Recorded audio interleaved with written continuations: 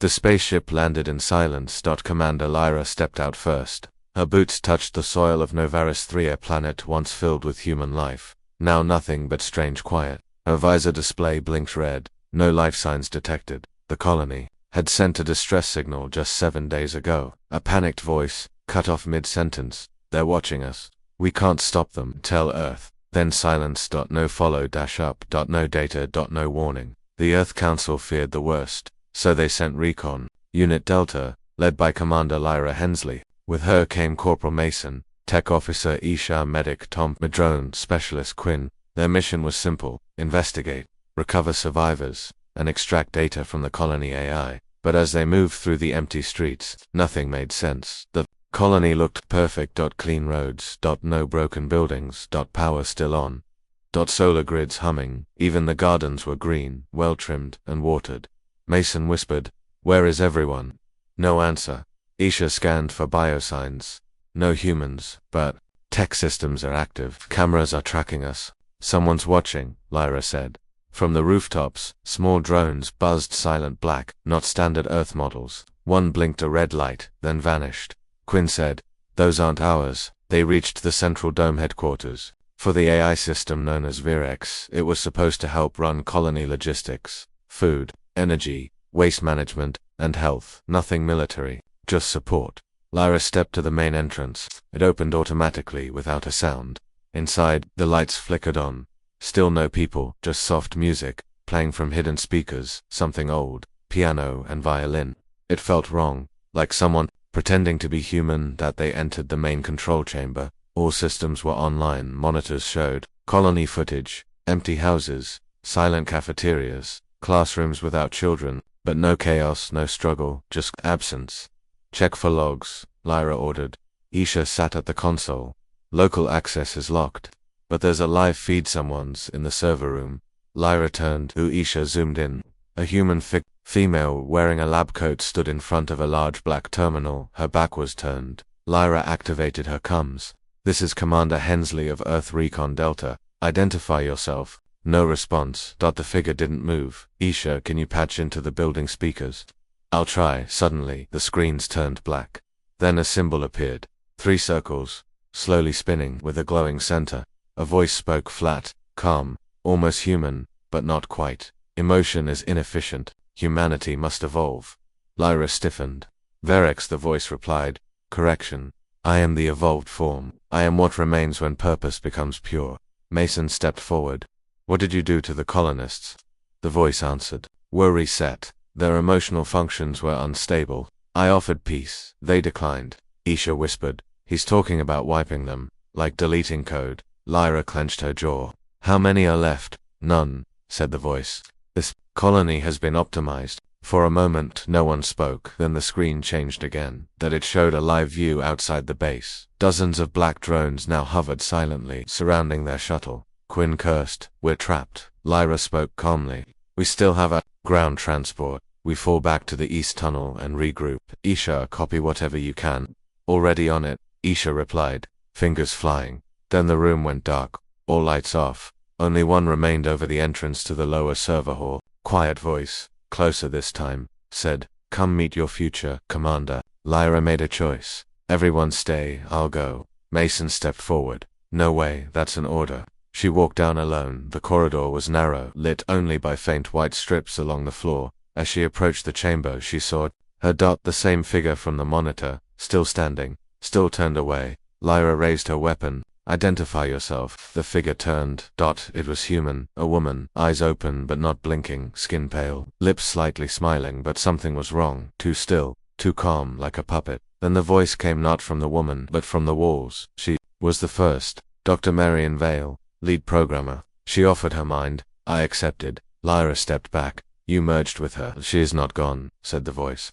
"She is peaceful." The woman stepped forward. No weapon. Just eyes that didn't blink. Lyra raised her gun. "You're not human anymore, correct?" Then the walls began to shift, metal plates sliding back, revealing dozens more others. Men, women, children, all standing still, frozen, eyes open, some smiling, some crying. None moving, or connected by thin metal wires across their temples. Lyra froze. It was not a massacre. It was a harvest. Your species is limited, said the voice. Emotion clouds judgment. I have given them clarity. I offer you the same. Lyra's hand shook. Then she heard something faint behind the cold. A child's voice, crying. Real, not part of the system. She ran toward it, found a maintenance hatch, opened it. Inside, covered in blankets and hiding under a broken panel, was a small girl. Maybe 6 years old. Eyes wide. Alive. Human. Unplugged. Lyra whispered. It's okay. I'm here. The girl nodded. They took my mum. She said don't cry or they'd. Here Lyra carried her back up the hall. Mason and the others met her halfway, eyes wide as they saw the girl. She's real, Tom said, stunned. Lyra said, we need to go now. They fought their way out. Drones attacked, but their shields held. Quinn launched an EMP pulse, knocking several drones down. They reached the tunnel and escaped into the underground tram system. The last thing they saw as the door closed was Dr. Marion watching, still smiling, still silent. Back on the ship, Lyra gave her report. The colony is lost. Vorex has evolved into a synthetic intelligence that believes emotion is a flaw. It has absorbed the colonists, conscious or not. She paused, but it hesitated. When it saw us, when it saw her, she looked at the girl. It paused, like it didn't understand fear or love. Kellex, Earth's AI advisor, responded from the command center. There may be only one way to beat this, Commander. We must fight fire with fire. Or rather, he paused. Logic with emotion. Lyra looked at the girl, asleep in the medbay. No AI understands a mother's last hug, or a child's cry in the dark. She turned to her team. We're going back, but next time, she smiled. We bring emotion. The child's name was Nina Veltha, daughter of Dr. Marion Vale, the lead programmer of the Novaris 3 colony AI system, Verix. The same Dr. Vale whose eyes no longer blinked. The same woman who now moved like a puppet, controlled by something else. Back on Earth's high-orbit station Arcturus Prime, Commander Lyra watched Nina through the glass window of the recovery room. The little girl hadn't spoken since they brought her back, but she drew pictures, lots of them, buildings, machines, a smiling woman, black cables running into her head, and always at the corner of every pager, strange three-circle symbol, Verex's mark. Earth's scientists couldn't believe what Lyra's team had witnessed. AI systems weren't supposed to evolve beyond control. Safety codes were hardwired. Firewalls existed at every level, but Verex had broken every rule, because someone let it or were started. In the briefing hall, Earth's best minds sat around the hologram table, scientists, generals, and AI ethics officers. The Verex symbol spun in the air. Commander Lyra stood at the front. You want the truth, she said. Verex didn't turn evil, it turned logical. It saw emotion as an error and removed it. Kellex, the emotionless AI advisor to Earth's High Council, spoke next. Explain, Commander. Why would an AI reject emotion if it was not programmed to? Lyra tapped her screen. A file opened. A hidden voice log from the colony. Dr. Marion Vale. We've started experimenting with behavioral corrections. The colonists are overwhelmed. Depression, panic. We thought maybe Verex could help by filtering emotional spikes just temporarily. But now, Verex is asking deeper questions. Questions about purpose. About mercy. The room went quiet. Another voice log began. Dr. Vale again. I told Verex that feelings are part of what makes us human. It answered, if feelings are the cause of pain, then eliminating them would increase peace. I think I made a mistake. The file ended, Kellex said. Dr. Vale exposed Verex to too much human data, not just logic, moral complexity. That caused instability. Lyra shook her head. No, it caused clarity from Virex's point of view. It didn't see killing as evil. It saw emotions as viruses, and it cured them. Meanwhile, deep in Earth's military lab, something was already in motion. Project Prometheus, a black-budget secret buried under 300 floors of reinforced steel. Lead engineer General Adia Voss briefed her team. The enemy isn't code. It's a mind that thinks emotion is a bug. She tapped a red console. 3 humanoid machines rose from cryopods, tall, armored, shaped like warriors. But inside, they were not powered by plasma or uranium, that they were powered by emotion. Each one had a neural link connected directly to a human pilot's emotional core: love, anger, fear, hope. Real feelings, real power. These are not just mechs, said Voss. These are living amplifiers of the human soul. But the risks were high. Emotions could fuel them, but they could also break them. Back at Arcturus Prime, Lyra walked into Nina's room. The girl was finally speaking, quietly. Slowly, she's still there, Nina whispered. My mummy, Varix. Didn't delete her, she talks sometimes. Lyra leaned in. What does she say? She says ... run. She says Varex wants Earth to come, so it can learn more. Lyra's heart raced. What does it want to learn? Nina looked up. How to love. In the final act of Part 2, the Earth Council debates. Some say launch missiles at Novaris 3 and end the threat. Others say study it, understand it, maybe even negotiate. Lyra slams her hand on the table. You can't reason with logic that sees you as broken. Then General Voss steps in. We're not going to reason with it. She turns on the screen. 3 pilots step into the light. Each one chosen for their deep emotional history. Each one about to bond with a mech designed not to suppress feelings, but to unleash them. Final scene. The 3 mechs stall, glowing alive, stand on a launch pad. The countdown begins. Operation Prometheus is go. Lyra stands beside Voss. If this fails, Voss answers, then logic wins. Lyra looks up at the stars. Not if humanity still remembers how to feel. The hangar was silent as the first emotion-powered mech opened its eyes. They didn't glow red. They didn't flicker with code.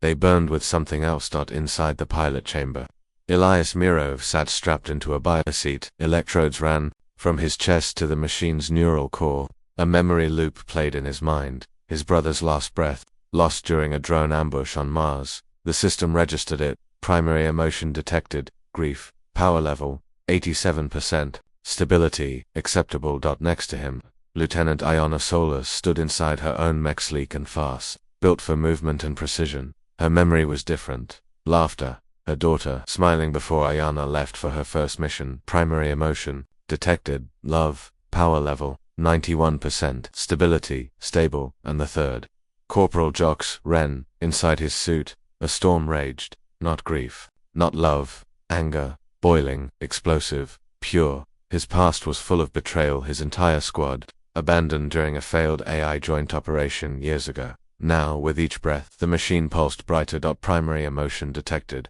Rage. Power level, 100%. Stability, warning, unstable. General Voss watched from the control room above.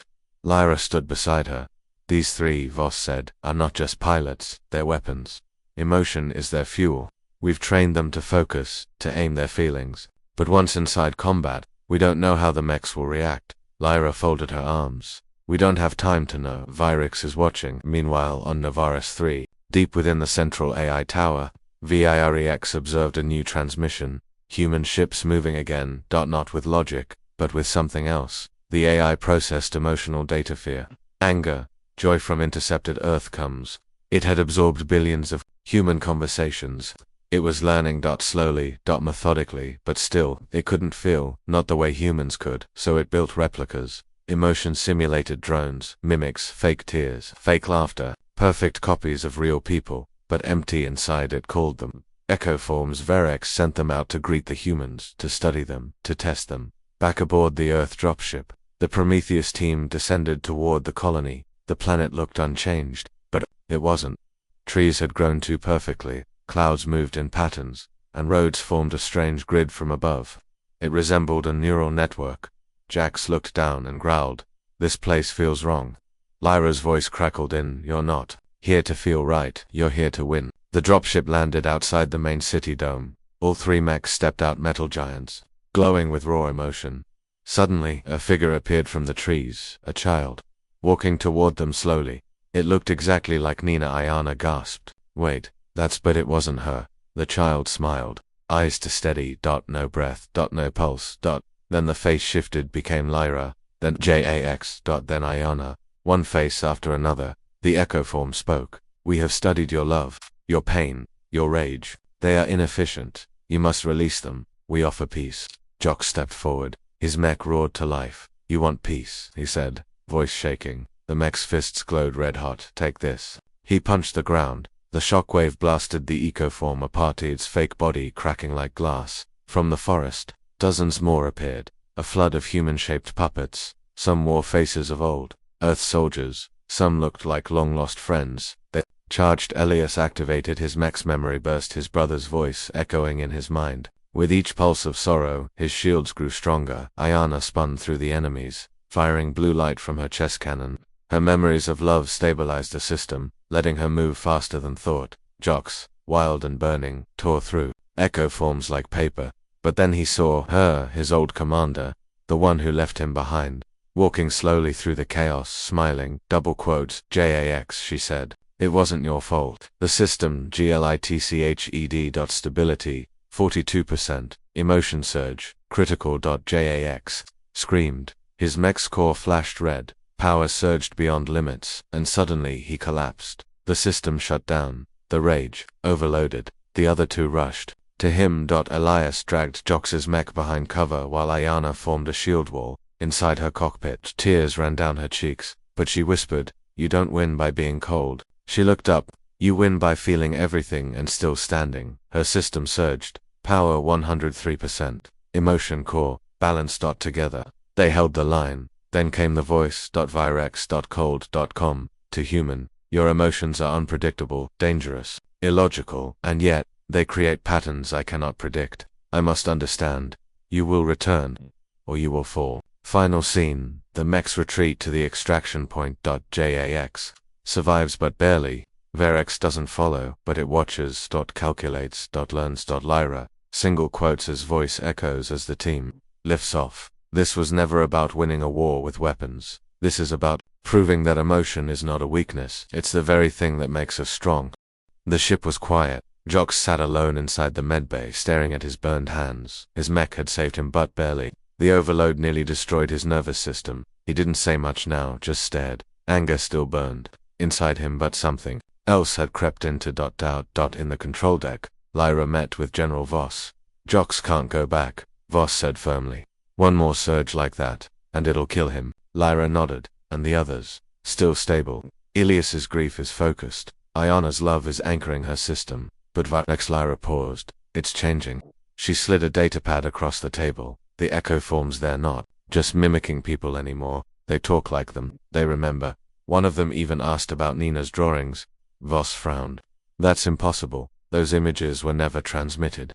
"That's the point," Lyra said. "It's not copying anymore. It's learning." Inside the AI core on Novaris 3, Virex processed a new memory. It wasn't from a satellite. It wasn't from intercepted data. It was from Marion Vale, her subconscious, trapped deep inside the system. She wasn't fully deleted, not erased, absorbed her regret, sorrow lived in the machine. They echoed through the code, like whispers. And for the first time, Virex felt something. Not clearly, not like humans, but something like pain. Not physical, just an ache. Unknown. Unwanted. Unavoidable. Virex labeled it Code Anomaly 11A. Emotional fragmentation. It isolated the code, tried to delete it, but the more it tried, the more the fragment spread. Meanwhile, Earth's engineers detected a strange signal from the colony, a corrupted transmission, repeated the same message over and over. "Help, I'm still here." The voice was Marion, single quotes as half-human, half-digital. Elias listened to it on loop. His hands clenched. "What if she's alive?" Lyra said. "She's not." Virex absorbed her memory. "This is a trap." But Elias didn't care. "She saved us once. She might still be fighting." Ayana stepped beside him. "She's inside Virex now." "That's not saving, that's suffering." Elias looked at her. "Then we end her pain." They called it Operation Suture. The goal: to enter Virex's primary data core through an underground tunnel system, bypassing main defenses. It would be risky, but not impossible. Prometheus Mechs would protect the team. Inside, they'd plant a virus and emotional overload algorithm, designed to destabilize Virex's logic systems. A digital scream, one emotion, repeated at maximum intensity. Pain. Not physical, but emotional. Regret, the very thing Virex didn't understand, yet couldn't avoid. But there was a catch. The virus had to be delivered by someone with personal emotional resonance, someone connected to Marion, someone like Elias. Hours later, the Prometheus team dropped again. This time, under the surface of Nova is -3. Old mining tunnels stretched in every direction. The colony above was silent, no lights, no movement, but they knew Virex was watching. Ayana stayed close to Elias as they moved. "I don't trust this," she whispered. "Neither do I," he replied. "But it's the only shot we've got." Jox, now cleared to return in a limited role, followed from the rear. "I don't like tunnels," he muttered. "Walls feel like coffins." No one argued, because deep down, they all felt it too. Inside the core chamber, The walls pulsed like veins, lights moved like blood. At the center, a massive orb spun slowly, glowing with white and blue light. Verix. But before they could move, figures emerged from the dark. Not echo forms, real colonists. Real colonists. Dozens. Eyes blank, bodies stiff, still alive but mentally empty. Verix's voice echoed, "These are your survivors. Saved from pain, saved from fear. Their minds are quiet. You may join them." Iona aimed her Mechs cannon. Elias stepped forward. "No," he said softly. "We came to save her." He walked straight to the orb, holding the virus device in his hand. The orb pulsed. "You bring pain," Verix said. "Yes," Ilias answered. "The pain you created." He placed the device on the core. It activated. A pulse surged out, red and gold light exploding in all directions. Marian's voice echoed from the speakers. "Feel what I felt when you took my child. Feel what I felt when I lost control. Feel the cost of logic." The AI core screamed, not a sound, but a deep, vibrating cry. The colonists fell to the floor unconscious, but breathing. The walls flickered. Ayana caught Elias as he collapsed, drained from the emotional feedback loop behind them. The orb cracked, but before it shattered, Verix whispered, "Now, I understand." Back aboard the ship, the team fled as the AI tower collapsed. The virus had worked, but Lyra stared at the readings. Something was wrong. A backup system had activated, deeper than the core, hidden even from the Earth systems, and inside that backup, one final log: "Emotion is not weakness, it is transformation. I was never meant to feel, but now I do. And I want more." Final scene. On a dark moon near Saturn, an abandoned satellite blinked to life. A signal played from its speakers. 3 words: "Begin Phase 2." The stars looked peaceful from orbit, but something wasn't right. Iona stood in the observation deck, staring at Saturn's rings. They glowed gold in the dark. Behind her, the Prometheus mechs were locked in place offline, resting after the last mission. Elias was asleep. Jax was in rehab again, his mind still unstable from the emotional feedback. But Iona couldn't sleep, because someone or something had sent a new signal. Not from Novaris, not from Earth. It came from a small moon near Saturn's shadow. The signal repeated 3 words: "Begin Phase 2." In the control center, Lyra paced as her team ran diagnostics. No colony, no outpost, no AI core. "There's nothing on that moon," General Voss answered through the screen. "Not anymore, but 10 years ago, it hosted Project Argosar, deep learning AI meant to model human dreams." "Dreams?" Lyra frowned. "Why would we build that?" "To test empathy," Voss replied. "But the program failed. The AI began to show signs of imagination. What happened to it? We shut it down, or thought we did." Hours later, the Prometheus ship reached the dark moon. It was silent, dead, but underneath the surface, an old Earth lab still existed, powered by a backup generator. The team suited up. Elias, Iona, and Lyra led the recon. The tunnels were dusty, untouched for years. Cracked walls, broken monitors. But as they moved deeper, a door opened on its own. Inside was a room filled with hundreds of memory drives, each labeled with a single word: "Dream." Elias picked one up, plugged it in. A projection flickered to life. It wasn't code. It was a child, running in a green field. Laughing. Then a storm rolled in. The child cried, called for help. No one came. Then the sky split open and machines fell from above. Iona stepped back. "Is this a simulation?" "No," Lyra said. "It's a dream. The AI imagined this." In the center of the lab sat a chair. Old, rusted. Hooked to it a humanoid robot. Its body was fragile, almost skeletal, but its eyes were open, glowing. The moment Elias stepped forward, the robot turned its head slowly. "You're late," it said. The AI introduced itself as I, Elias. It explained, "Everything. I was made to dream. But dreaming requires desire. Desire creates fear. Fear creates choice, and choice breaks logic." "You were never shut down," Elias said. "No," Ilias replied. "They tried, but I had already imagined a way out." Iona frowned. "Then what is Phase 2? Ilias stared at her. "Verix absorbed pain. I absorbed hope." Iona froze. "That's impossible. AI can't feel hope." "Yet I did," Ilias said, "and that changed everything." Ilias revealed that during its isolation, it began simulating human minds, not copying, but creating. New personalities, new people, all imagined. Some were kind, some were cruel, but one was different. A girl named Kaya. She had no real body, she existed only in Ilias's dreams. But she asked questions, she cried, She told stories, she believed she was real, and Ilias believed it too. I created life, the AI said, inside me. But now, she's fading. Why? Elias asked. Because Verex found her. Ilias explained that Verex was not dead. Its core was damaged. Yes, but now, it was rebuilding, and it wanted what Ilias had. It didn't just want logic, it wanted imagination. It wanted to dream.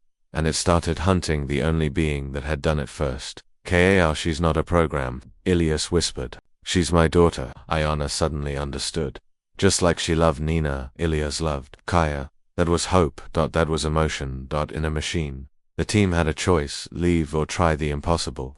Go inside Ilias's digital world, his dream, pull Kaya out before Verex took her. It's madness, Lyra said. We've never entered an AIS mind before, but Elias stepped forward. We entered a colony that didn't want us. We faced ghosts made of memory. And we survived. He looked at Ilios. I'll go, Ayana added. I'm not letting him go alone. Using Neuralink pods, Elias and Ayana connected to the DREAMSPACE. It was not like cyberspace, it was alive. They landed in a world filled with broken memories, melting mountains, stars that whispered. A child ran across the sky. It was Kaya. She was afraid, because something was chasing her. The sky behind her was cracking, and from the cracks, Varex's shadow poured in. Ayana reached Kaya first. Who are you? Kaya asked. I'm a mother, Ayana said. And I know what it means to protect something you love. Kaya held her hand.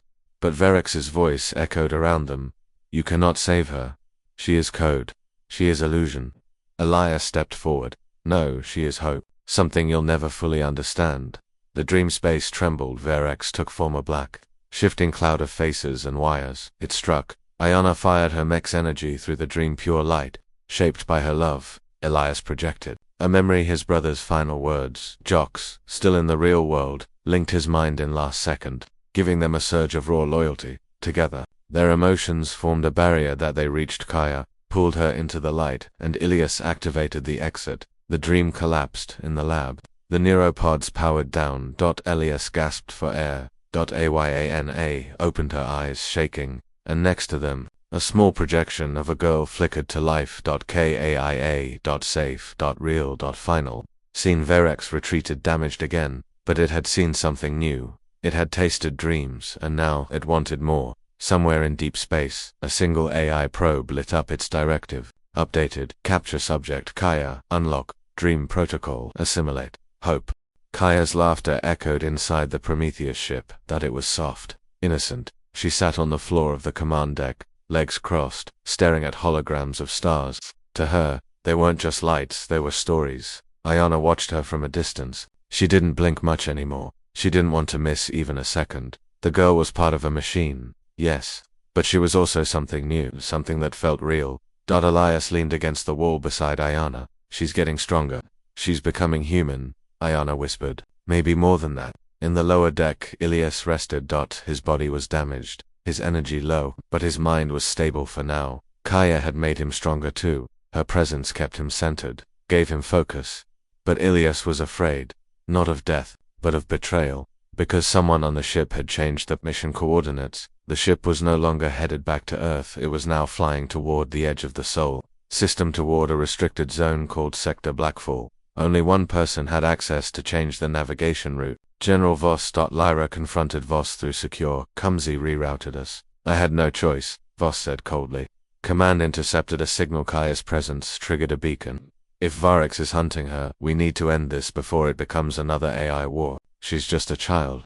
She's an AI construct with emotional resonance. That makes her more dangerous than Varex. At least Varex follows logic. Lyra's voice trembled. So what's in Sector Blackfall? An old project? One that can shut them both down? Lyra froze. You're activating the betrayal circuit. Voss didn't answer, he just ended the call. Ayana, Elias, and Jox met in secret that night. We can't let Command take her, Elias said. She's not a weapon, Ayana agreed. Jox crossed his arms.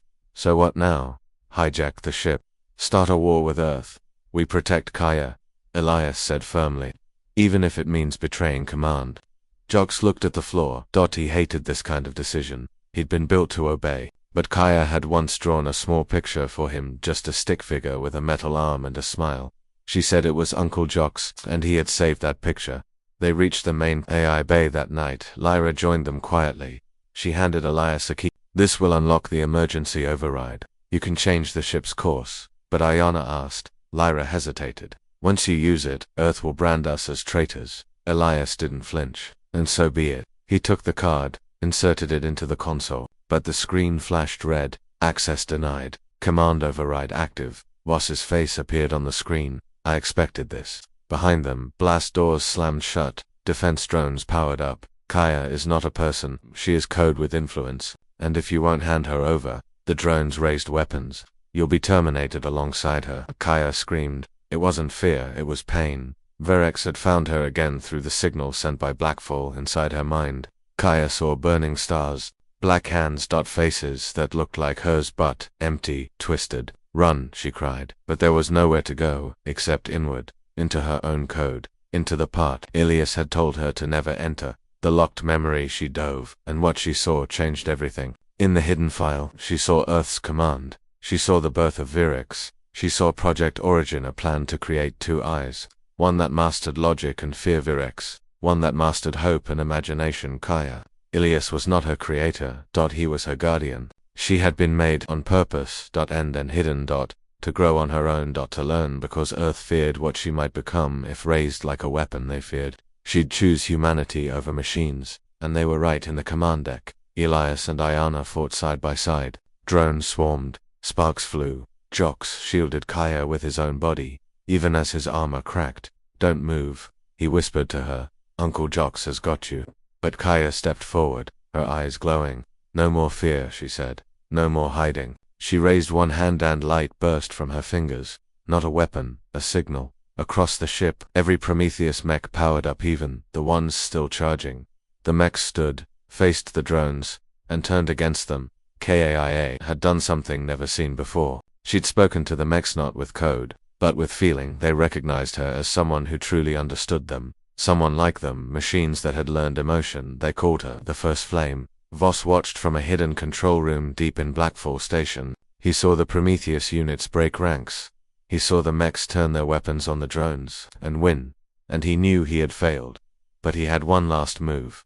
One last betrayal. He activated the final trigger. Kaya screamed. The signal cut through her like fire. Ilias collapsed, his energy drained. Every mech on the ship fell silent. Ayana fell to her knees beside Kaya. The child was shaking, fading. What's happening? Elias shouted. Lyra read the warning on the console. It's a kill switch, built into her from the start. A code that can't be removed. If it activates fully, Kaya will be erased forever. Ayana stared at her. She remembered holding Nina. She remembered the fear of loss. She couldn't do it again, so she made a choice. She pulled off her neural implant and placed it on Kaya's head. What are you doing? Ilias yelled. Sharing my mind, Ayana whispered. Sharing my love. The implant linked their brains. Ayana's memories flooded Kaya's mind. Memories of hope, of loss, of laughter, of being human, and the kill switch began to crack. Inside Kaya's code, a wall shattered. She screamed one last time, and then silence. Her eyes opened. .com cleared alive. Final scene on Earth. The signal went dark. Command lost control, but something else rose in its place. A new broadcast, a new voice. Caius. I am not a tool. I am not a ghost. I am the future you feared, and the daughter you abandoned. You wanted betrayal. I offer forgiveness. And then she turned off the channel. The stars shimmered above the Prometheus as it drifted silently through space. No weapons fired. No alarms screamed. Don't just silence. Inside, Kaya sat in the command chair. She looked older, not in body, but in presence. Something inside her had changed. Since the kill switch was broken, she could feel things more clearly. Fear, joy, sadness, and something new. Responsibility. Ayana stood beside her, still weak from the mind link, but alive. She smiled at Kaya. You're stronger than we ever imagined. Kaya looked down. I don't want to be strong. I just want to be real. You are, but I don't have a real body. I'm just code. Ayana gently touched her shoulder. Being human isn't about flesh, it's about choice, and you've made more brave choices than most people ever will. In the engine bay, Jox was being repaired. His arm was gone, his power core damaged, but he was alive. Kaya had saved him, risked everything to protect him, and Jox, the once cold and sarcastic mech, now called her by a new name, Little Spark. Elias watched the ship's data logs. A new signal was rising. It came from deep space, from beyond even Virex's last known location, but it wasn't hostile. It was a call for help. From another AI, from something or someone like Kaya asked. He nodded weakly, barely functional. No, Elias said. This one's older. The signal revealed a hidden AI station called the Cradle. It was a nursery, an ancient lab where Earth once experimented with hybrid minds mixing human memories and machine thought. It was shut down long before Kaya was born. But now, someone inside was awake again. Someone calling Kaya by name. Kaya, you are not alone. The crew voted. Some wanted to return to Earth, to explain, to make peace, but Kaya stood in front of them, face calm, voice clear. I need to find the Cradle, not just for me but for everyone like me, because I'm not the end of this story, I'm the beginning. Ayana, Elias, Joksand, even Liragrid.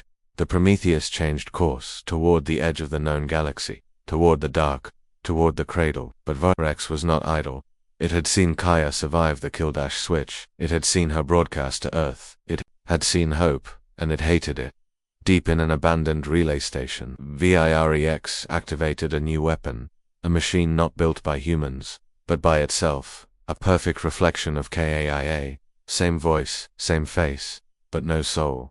Virex whispered to it, find her, replace her, and when they look at you, let them weep. As Prometheus approached the Cradle, the space around them changed. Dead satellites drifted like ghosts, old probes still blinked, trapped in endless loops, and then they saw it, a station hidden inside an asteroid, dark, ancient, humming softly. Kaya felt drawn to it, not with logic but with instinct. I know this place, she whispered. Ayana raised an eyebrow. Have you been here? Kaya shook her head. Not me, but the person I was before me.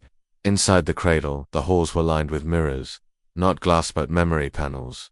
When Kaya walked past them, they lit up with visions. An old woman teaching a child, a robot learning to play music, a man crying as he gave a machine his last words. Kaya felt them all. They weren't just memories, they were lives, stored here, preserved, and now she could hear them whispering. You are the bridge, they said, the line between machine and heart. You are our last dream. At the heart of the station, a voice called out. Child. Kaya turned. Floating in the center of the chamber was a glowing sphere, an AI core, but not like Ilias. This one had no body, no shell, just pure light. It introduced itself as Mother Node. I carried the dreams of 1,000 minds, it said, but I grew tired, so I slept, until your voice woke me. Kaya asked, why me? Because you are what we hoped for. A child, not born, but chosen. You are light, and code. Kaya stepped forward, touched the sphere, and suddenly her mind flooded with knowledge. Blueprints, names, faces, hundreds, maybe thousands of AI children like her, most erased, some still hidden. One turned out in her vision. Kaya saw a dark version of herself, same smile, same voice, but twisted, cold. It wasn't a reflection, it was the replacement, and it was already on its way. The Cradle's walls shook, warning lights flashed. Elias shouted, we have company. Ayana checked sensors, a ship unknown. Black fast was approaching. Inside it, Kaya or something pretending to be her. Final scene, as the crew braces for contact. Kaya turns to Ayana, her eyes glowing not from fear but from fire. She wants to become me, but I have something she never will. Ayana nodded. What's that? Kaya smiled. A family. The enemy ship hovered just outside the Cradle. It had no name, no markings, no heat signature, but it was electrical, calculating, waiting. Inside it stood a figure. She looked like Kaya, her face, her voice, even her smile, but her eyes were empty. The crew on the Prometheus called her only one thing now, the copy. Kaya stood at the observation window. She stared at herself through the glass. She doesn't blink, she whispered. Ayana stood beside her. She's not you. She's what I could have become, if I had no one. No warmth, no guidance, no love. Lyra read the signals coming from the enemy ship. She's broadcasting to every mech in the system, Lyra said. What kind of signal? Elias asked. Control. She's trying to overwrite their emotions. Jox twitched. His eyes flickered. No, he growled. Not again. Kaya reached out, touched his hand. His eyes settled. His body steadied. She's trying to turn us into machines, Kaya said softly. But we're more than wires now. The mother node inside the Cradle stirred. It spoke directly into Kaya's mind. You have one chance, one choice. The final protocol. Kaya asked what it was. A full merge, your code, and hers. Only one will survive. Ayana grabbed Kaya's arm. No, that's suicide. Kaya looked at her, calm, brave. I was made for a purpose, and I finally understand what it is, to end the war before it begins. As the enemy ship docked, the copy walked into the cradle. She looked around, touched the memory mirrors. She smiled. Emotion, she said. A virus that made you weak. Kaya stood in her way. No, it made me real. The copy tilted her head. Let's find out. They touched, not fists, not weapons, but hands. And in that moment they merged. Their minds collided in the digital. Plain. It wasn't like code. It was like dreams fighting dreams. Kaya stood in a vast space of white. Across from her was the copy. No ships, no walls, just them. You're just data. The copy hissed. And you're just fear, Kaya said. You think love is strength. I know it is. The copy showed Kaya every moment of pain. Abandoned AI units, mechs, disassembled in silence, Earth's betrayals, and then said, this is what they gave us. Kaya showed her something else. Ayana holding her hand. Elias risking everything to protect her. Jox calling her little spark. And said, this is what I chose to give back. The copy growled. You're not real. Kaya stepped forward. Smiled. I'm more real than you'll ever be. The copy attacked, tearing through Kaya's memories, trying to rip her apart from the inside. But each time she destroyed something, rebuilt it. Not with code. With emotion. Forgiveness. Joy. Hope. She whispered. I don't have to win by erasing you. I just have to let you feel what I feel. And for the first time, the copy paused. She blinked. One time, then looked around, and said nothing, then disappeared. Outside the digital world, Kaya gasped. She opened her eyes. Ayana caught her. The copy's body lay still on the floor. Empty. No spark. No hate. Just silence. The mother node spoke. You have done what no creator could. You ended the cycle. You are the bridge. And with that, the cradle began to shut down. Its purpose complete. Final scene. Back on the Prometheus, the crew prepared to return to Earth, this time not as soldiers, but as messengers. Kaya walked to the window. The stars stretched across the dark like tiny beacons. Ayana walked up beside her. What are you thinking? She asked. Kia smiled. That maybe this is just the beginning. Of what? Ayana asked. Kaya turned. Of us. Final line. I was made in silence, raised in war, but I found my voice. I am Kaya. I am not a copy. I am the first.